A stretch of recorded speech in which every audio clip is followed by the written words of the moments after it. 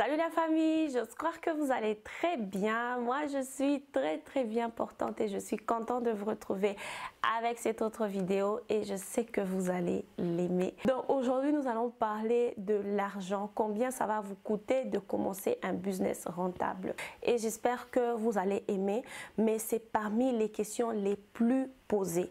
En tout cas, je pourrais dire que 85% des messages que je reçois, c'est des gens qui disent « je ne sais pas avec combien je vais commencer mon business ». Et dans la vidéo d'aujourd'hui, je viens répondre à cette question. Rassurez-vous que vous restez jusqu'à la fin de la vidéo parce qu'il y a un message très important à la fin de la vidéo. Mais sinon, si c'est votre première fois de tomber sur cette chaîne, mon nom est Malaika, je suis entrepreneur passionnée de business. Sur cette chaîne, je partage ma passion, mon expérience, des astuces, des informations qui peuvent vous aider vous aussi à commencer votre business. Parce qu'on sait que là dehors, se trouver un travail, c'est dur. Très dur. Alors, c'est mieux que vous soyez entrepreneur, que vous puissiez commencer quelque chose pour être en mesure de prendre soin de vous. Donc, si c'est vraiment une thématique qui vous intéresse, qui vous parle, qui vous motive, n'hésitez pas à vous abonner sur cette chaîne, à mettre un pouce bleu sous cette vidéo et surtout à partager mes vidéos avec vos amis, avec vos membres des familles et toutes ces personnes que vous connaissez. Moi, je serais très contente de toujours vous avoir nombreux sur ma chaîne. Comme je disais dans l'introduction de cette vidéo, l'objectif principal de cette vidéo, c'est de vous dire combien exactement vous avez besoin pour commencer votre business. La première chose et la réponse que moi, selon moi, je ne dis pas que je suis spécialiste. Hello, je ne suis pas spécialiste, mais je veux juste répondre à cette question selon moi, selon ma perception, mes convictions, ce que j'observe et qu'on sort. La réponse à la question que vous vous posez là pour savoir combien il vous faut pour débuter votre business. Ma réponse est la suivante. Ce qu'il vous faut, c'est de savoir quel business vous voulez commencer. Pourquoi est-ce que je vous repose cette question? La réponse à cette question est une question. Quel est le business que vous voulez commencer? Pourquoi? Simplement parce que chaque business a un montant minimum. Vous comprenez? Quelqu'un qui veut commencer un business de vente de voitures n'est pas au même niveau de capital que quelqu'un qui veut commencer un business de vente de papier ou des bonbons ou de services traiteurs. Donc chacun a sa catégorie de, vous savez, de capital. Chacun a son minimum, donc le minimum requirement. Chacun a son minimum requis pour commencer son business. Comment est-ce que je vais expliquer ce que je viens de vous dire? Je ne sais pas si vous avez déjà vu la vidéo où je vous parle de mon expérience, comment est-ce que j'ai commencé mon business, comment j'ai travaillé, comment j'ai souffert pour finalement me décider de tout jeter pour embrasser le business et je n'ai jamais regretté cette décision. Mon premier business, en tout cas lorsque j'ai commencé, si ma mémoire est bonne, le premier business que j'ai fait, c'était avec une de mes copines qui s'appelle Sarah. Sarah, si tu passes ici, gros bisous.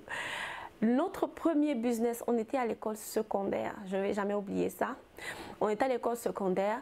Notre premier business, on a commencé avec 20 $. Elle avait 20 $, j'avais 20 $, ça fait 40. Donc pour ma part, c'était 20 $. Ce qu'on a fait avec ces 20 $ là, c'était quoi? À l'époque, on achetait des trousses de peignes. Donc les peignes, les brosses, les miroirs. Je ne sais pas si dans votre pays aussi vous avez eu ça. Donc il y avait un plumier, une trousse comme ça où il y avait différentes brosses à démêler, un peigne et tout. Il y avait plusieurs couleurs. Il y avait le blanc, il y avait le rose, il y avait le bleu et tout. C'était avec ça que nous avons commencé notre business.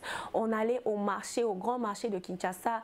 On allait chez les Chinois, là, très isolés, là, pour chercher la marchandise. Et on revendait ça en classe à nos collègues. C'est ce qu'on faisait.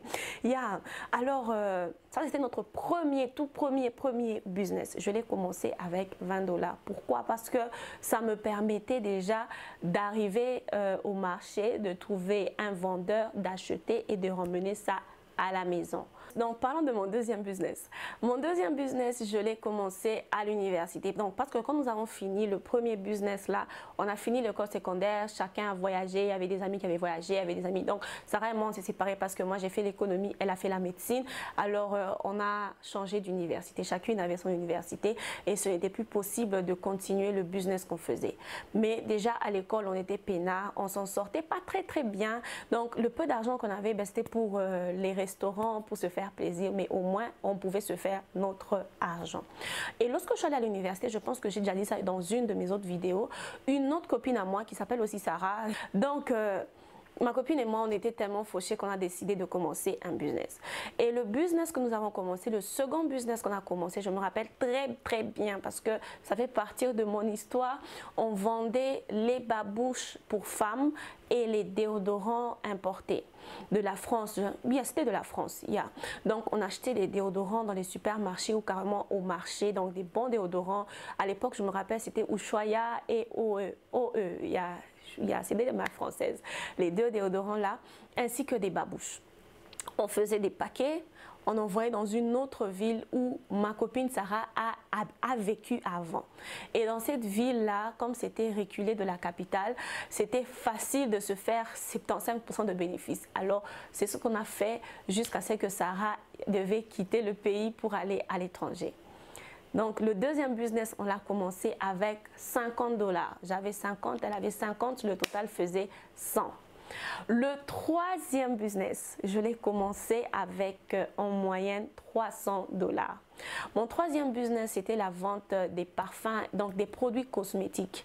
Je vendais à l'époque, je vendais tous les parfums de marques de stars, donc Rihanna, Beyoncé, Mariah Carey, Paris Hilton. Donc tout ce qu'il y avait comme marque de parfums de stars américaines, je vendais pour les hommes et pour les femmes. Ensuite, je vendais aussi les produits Maybelline, des États-Unis. C'était mon business, mon troisième business que j'ai commencé avec 300 $ parce que j'avais pu acheter ces parfums-là en solde aux États-Unis et c'était facile pour moi aussi de vendre parce que c'était des parfums de marques de grandes personnalités. Donc la liste, elle est longue, mais je voulais juste vous montrer où j'ai commencé. J'ai commencé avec 20 $, je suis montée à 50, ensuite je suis montée à 300, ensuite et ainsi de suite. Pourquoi est-ce que je vous dis ça? Pourquoi je vous raconte cette histoire?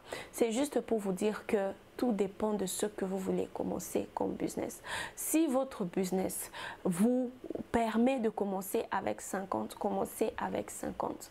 Si l'objectif que vous avez, si le business que vous voulez faire demande 1000 $ et que vous avez 150, commencez avec 150, économisez et réinvestissez pour atteindre les 1000. Donc, pour finir la vidéo, j'aimerais juste que vous puissiez vous poser les bonnes questions.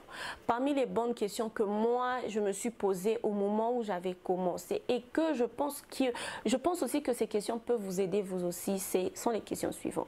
La première question, comme je vous avais dit, c'est de savoir qu'est-ce que je veux vendre. Parce que vous dites, je veux lancer un business, je ne sais pas avec combien je vais lancer, qu'est-ce que je vais faire?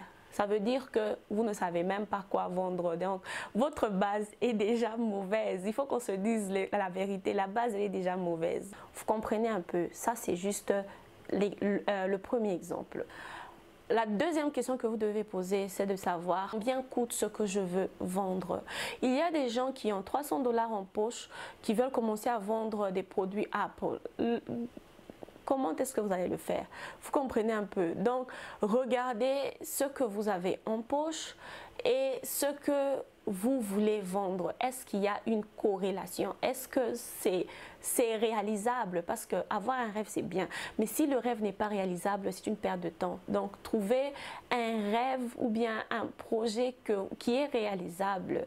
Donc, commencez avec ce que vous pouvez commencer avec. Nous avons déjà lu beaucoup d'histoires des gens qui ont commencé par vendre des bonbons. Aujourd'hui, ils ont des supermarchés. Pourquoi? Parce qu'ils ont commencé avec ce qu'ils avaient. Ils ont commencé là où ils étaient. La troisième question que vous devez vous poser est la suivante. Combien va peser ma marchandise? Pourquoi Parce que beaucoup de gens achètent les histoires sans considérer le poids, surtout pour ceux-là qui achètent à l'étranger.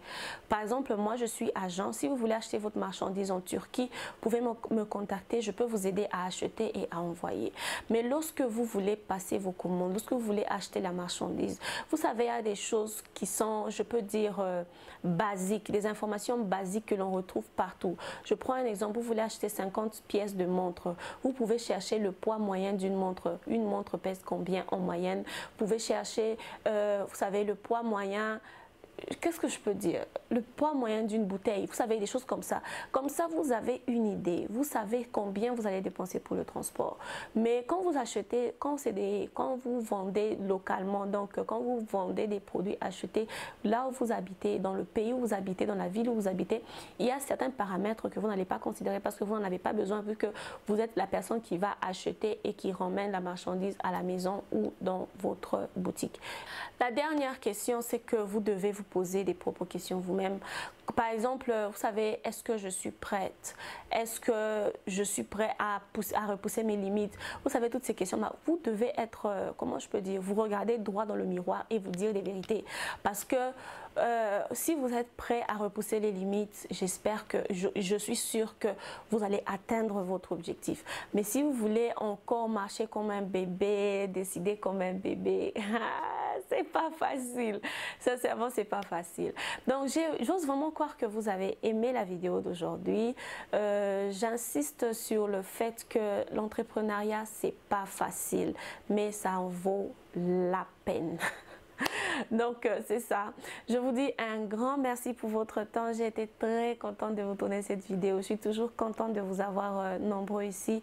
N'oubliez pas de vous abonner et de partager la vidéo. Je vous fais des gros bisous et je vous vois dans mes prochaines vidéos. Bye bye!